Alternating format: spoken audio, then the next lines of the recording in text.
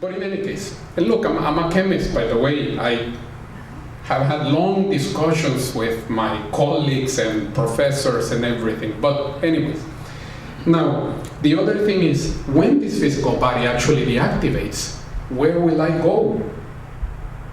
And I realized that in an out-of-body experience, I can go explore and try to find the dimension, again, the place where I am going to be after the physical body passes away.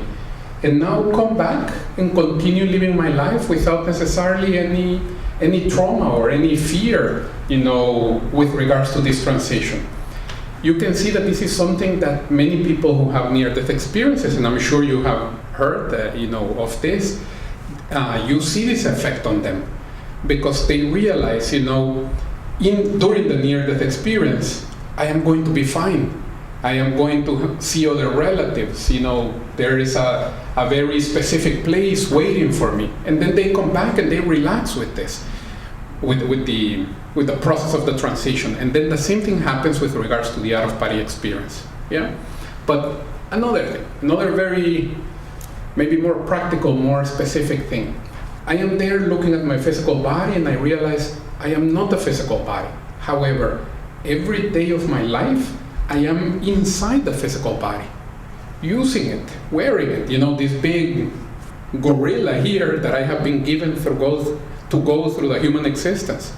So the question is, if I am not the physical body, why do I have one? Why does anybody have one? Could it be that there is a reason, a cause, an objective? Sometimes people like to call this of a life mission. Could it be that there is such a thing? What I can tell you is, when you have out-of-body experiences, you can go to certain dimensions. There is a range of dimensions where people, before being born, they intelligently plan their main projects here in this physical life, what they wanted to accomplish from this physical life. And you can go out and you can see it, and at the same time, by the way, you can go out and find out what was my initial intention for deciding to come into this physical life in the first place. Yeah? Now, notice all of this, let me see if I can summarize this. All of this example and all of these ideas that go very much to the heart, maybe, of what we understand reality to be, can come to us in something that we were calling, just a few minutes ago, a very simple experience. Because we really haven't left the bedroom yet. So we could start to wonder, what is the potential for growing, for developing, for experiencing? And not because somebody will be up here telling you how it's gonna go, but more than anything, because now we can do it. We have the experience. The potential obviously is unmeasurable. It's really very big.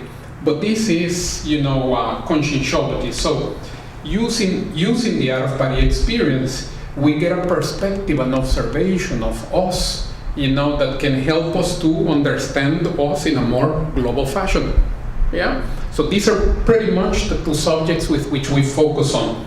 Now, moving on here a little bit, let me talk a little bit more about the OBE. Let me see if I have, this one will do. One of the first things about the out-of-body experience, and then I'll relate this also with the near-death experiences, of course, but one of the first things that we observed about the out-of-body experience is that, first of all, it's a capacity. It's something that can be developed, that can be nurtured, like any other capacity that we might have developed in our life, like learning how to read, learning how to ride a bicycle, play an instrument, etc. It's just a matter of receiving some information, dedicating some time, and the capacity goes on developing, little by little, like a sport, really. Now, the second thing is that we see that this is such a normal, natural phenomenon that when we go to bed at night and we fall asleep, the so-called astral body, let me use this term, already disconnects from our body, and we basically spend the entire night in this position, floating above the body, outside, maybe disconnected by a few inches, 2, 6, 7. This varies from person to person and from night to night. But trying to be a little bit more definitive, everybody leaves the body every night. No exceptions. No exceptions that the evidence that we have seen. How can we say this? First of all, if you go and you do the historical research and you read accounts of people from different centuries, from different cultures who left their accounts, when they were outside the body, they would already describe this. They would say, I left my body, I saw there my my husband that was sleeping close by, or my daughter, or my son, or whomever, the mother-in-law, and I realized that they had disconnected from their physical body, and they were in this condition, unaware, unconscious, without realizing it, but outside. Now we come to contemporary times, to the 21st century. We certainly observe the same thing, and by we I mean the instructors, the researchers of IAC, or the students. They develop well their abilities, and they also see this.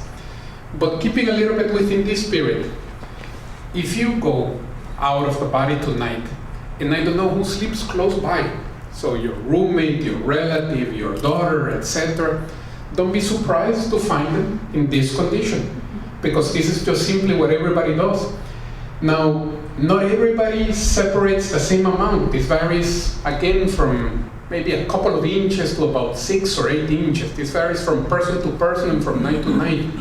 But everybody spends, basically the 8 hours of their sleep outside their body. What is interesting about this is that we can deduce or conclude a few things from it. First of all, it means, or it must mean, that leaving the body must not be that difficult. Meaning the process of disconnecting from the body must not be that hard. Think about it. It's almost like breathing, that we don't have to apply our conscious will in order for us to inhale. By the same token, coming back into the body must not be that hard. Because every morning we come back automatically, involuntarily, and then we are inhabiting here the physical body. And furthermore, spending time outside the body must not be dangerous. Think about this. If we have basically spent, let's think about sleep first of all. If we sleep more or less 8 hours of our day, this is a third of our day. Of course, I know that with age we sleep a little bit less, but when we were babies, we used to sleep 14, 16. Remember those days? Probably too far, right? But I wish I could still sleep 14 hours or 16 hours. But anyways, it averages out more or less to about 8 hours a day, a third of the day, a third of the week, a third of the life. So to put round numbers, if we are 45, we have slept 15 years. If we are 60, it has been 20. My grandfather passed away with 96. So he slept 32 years of his life, and these were 32 years in which he was disconnected from the body. And what happened during these 32 years? He rested. So probably sleeping is the activity that I don't know if all of you would agree with this, but it's probably the activity that we would consider that is the safest that we do, during the course of our day. Certainly being in a big city, in a big metropolis like here, and driving to come to this lecture, we were a lot more at risk, right, than years and years of sleeping. So then the question is, if leaving the body is relatively easy, coming back is relatively easy, and spending time is basically safe, what is it that we want to learn in order to take advantage, take advantage of this ability? The main thing that we want to develop, first of all, is to be able to recover the awareness, the consciousness. And this doesn't happen more automatically, let's put it this way, for many reasons. Maybe one of the main ones is really no fault of ours, but it has to do more than anything with classic Western education. We were not raised to value or to consider what happens during the night. Certainly, I didn't receive this education when I was a teenager. The first time that I told my mother about my out-of-body experiences, I was like 16 or 17. She wasn't even negative. She wasn't, in opposition to them. But her reaction wasn't supportive. It was more like dismissive. She was more like, don't worry about it. They're gonna go away. That's nothing, Forget about it. Eat your vegetables, by the way. This was more important for her. So I actually am grateful of the fact that she didn't, was against them, and she didn't take me to get some, psychotropic medication or something like that. So that was already a very, very big plus. But again, in my classic Western education, I was not raised to value what happens during the night. I say this because I know of a few cultures in Australia, one in Africa, that when they are having the equivalent of our breakfast, the parents are asking the kids, what happened during the night? What did you do? How was your level of awareness? And they have their own rituals and techniques and things that they pass on to the kid. And then the kid naturally the following night, he tries to stay a little bit more aware, using more Western terms. The following morning, when the parents are asking them, the behavior is reinforced. The following night, they try to stay a little bit more aware. The following morning, this is reinforced. And this goes on like this, and they grow, trying to value what happens during the night, which is certainly something that I didn't have. As a matter of fact, see how, again, sometimes we are a little bit complex. In this big city life, if we lie down in bed and sometimes 20 minutes went by and we haven't fallen asleep, we're already worried. Because what we want, and because the big city life, right, is what we want is to shut down, to rest, to go offline, to see pitch black if possible until the morning.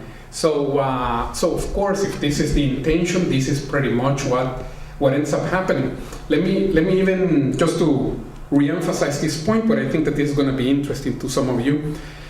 Something that you can do when you're outside the body is you can leave the body, and in essence, in theory, you can go to somebody else who is sleeping close by, your partner, your son, your sister, etc., and you can try to wake them up outside the body. The astral body can go through anything that is physical, but it won't go across itself. So you can grab yourself and you can inspect yourself outside the body, and you're going to realize that you're complete. Let's put it this way. So by the same token, you can go and sort of like grab the shoulder of the person and try to wake them up, and hey, look, we're outside the body, come, Now, I tried this many times. I have 4 sisters. They were my guinea pigs when I was a teenager, and when I was a teenager, I was not successful. I have another friend of mine who, I guess he was much more insistent, and he tried a lot more especially with his older brother and everything. And then he was telling me how, first of all, most of the times nothing happens as you're trying to wake up the person, outside the body. But there is maybe a 1% of the opportunities in which the person moves a little bit, and by move I mean move a little bit the astral body. They sort of like open their eyes, and when they see you, their reaction is almost like, it's you, let me sleep. And they immediately go back to sleep, which really is not that different from the reaction that we would have if a relative all of a sudden came just to wake us up, and we see him and,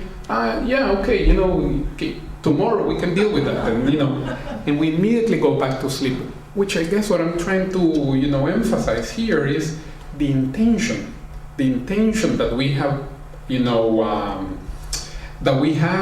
that we were raised with, that what happens during the night, we should be offline, and we want to be offline, So this is one of the first things, intention, certainly.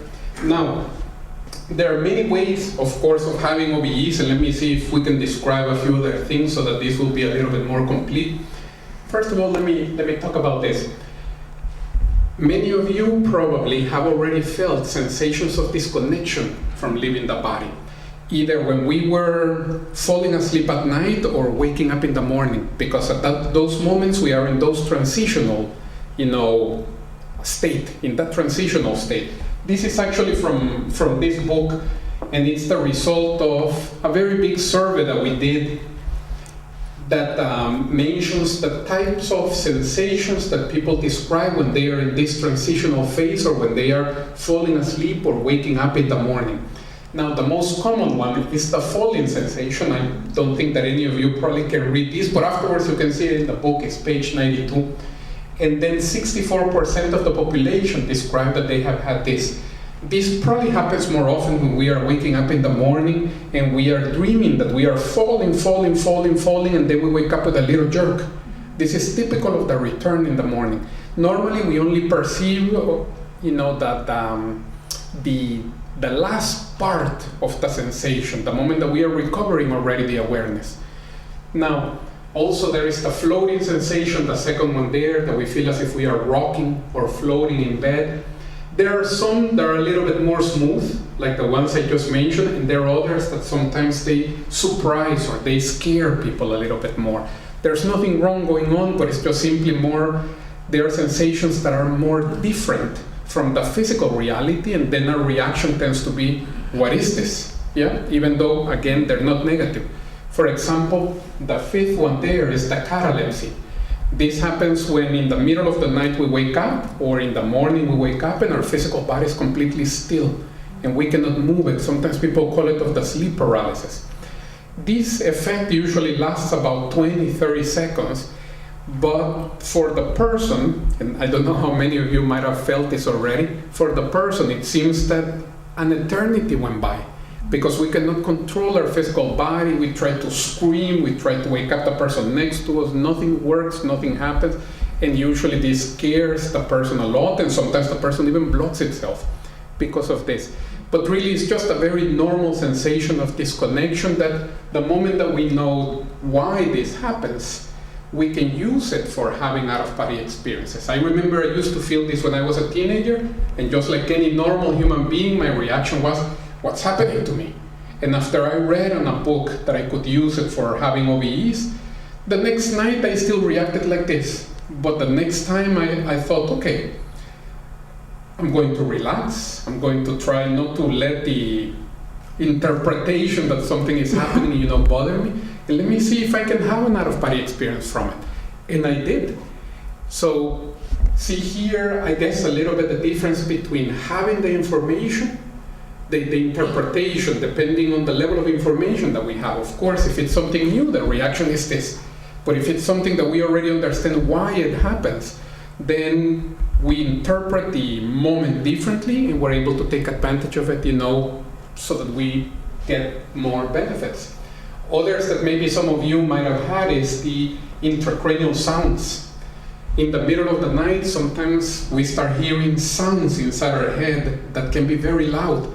Sometimes a little bit more like a turbine, like a zzz, or people describe it as the fluttering of a lot of wings of like butterflies or birds, flap, flap, flap, flap, flap, but it can be very loud, or it can be sounds that are very dry, like a pack, tack, crack, but very, very loud. You think that you woke up the entire block. Not even the person next to you heard them. They're only happening in here. Just giving you different types of sensations. Of course, the vibrational state. Sometimes in the middle of the night, we feel like we have an internal earthquake. And from these, people sometimes end up having out-of-body experiences. Yeah. Now, the most common types, or, well, we can talk about the little dog later, by the way. If you want to ask me, by the way, afterwards. But the animals certainly also do it. What I wanted to get to was this, because some of you probably have had, some of these, and also we can talk a little more about the near-death experience. The most common types of projection, the most common one is the spontaneous one. For no apparent reason, all of a sudden in a X night, the person wakes up outside the body. Usually the person is floating close to the ceiling or close to the wall. Usually the spontaneous experiences tend to be short-lived, maybe about 5 seconds, 7 seconds. Many times even because, again, the person becomes surprised, sometimes scared, of this specific experience. Sometimes the person, had the opportunity to turn around and look at his physical body in bed. And this usually surprises or scares us even more at the beginning. Not everybody, but at the beginning. Notice that there is nothing inherently scary there. Yeah, it's only us in bed. It's only our body in bed. Sometimes I joke and I say, we are not that ugly. We are a little bit, yes. But we are used to that. So it's not this that surprises us, just simply that we were not expecting to be in that situation. And then, of course, we come back to the physical body. Now, the main thing here on the second category is precisely the near-death experience. That this happens for, a number of reasons. You, I'm sure, have already read a lot about this, have already heard a lot, but either because of an accident or a heart attack or in the middle of a surgery. Sometimes it actually doesn't even have to be near death, because there are cases of people that they go to the dentist and they just simply get local anesthesia, and the local anesthesia has a reaction, such a reaction that already prompts the person outside the body. So the person ends up in a forced out-of-body experience without the near-death, factor. But because all of you are specialists of near-death experiences, just like we were describing the classical account of the spontaneous OBE, what is it that people usually describe when they have a near-death experience? The tunnel? Yes, the light. Going a little bit in order, this that you mentioned is absolutely correct. One of the first things is that they describe that they are seeing their physical body, and the nurses and the doctors, right? Then after that, they usually see the tunnel of light, or some light, simply. They find themselves following this light or going through this tunnel, and they arrive at this other situation, condition, dimension, again, whichever name we want to give to that. When they arrive at this other, place, there usually are some people there to meet them, to greet them, and this group can vary quite a bit. It can be 2 individuals, it can be 20, it can be 3. In some cases, there is nobody there, but it's a little bit more symbolic. Now, when there are people there, the person usually recognizes certain relatives of his or hers that had already passed away. So the uncle is there, the grandmother is there, the cousin is there, etc. Also among those individuals, there seems to be one that is like the one in charge of the little group. And this one is usually the one that does most of the talking. This person is like the spirit guide of the person who is having the NDE. Yeah? And this person tells them sometimes in very few words, it's not your time, go back. And the person finds itself going through the tunnel and into its body again, right? Of course, sometimes it's not as quick as that, but it seems that it's a conversation that would seem to last a couple of hours. And the spirit guide is explaining to the person why it's not its time, and what are other things that the person should do or could do. But the end result is the person returns, goes back into its body, wakes up. Yeah? Now, one of the first things that are interesting about the near-death experience is what is called the universality of the phenomena.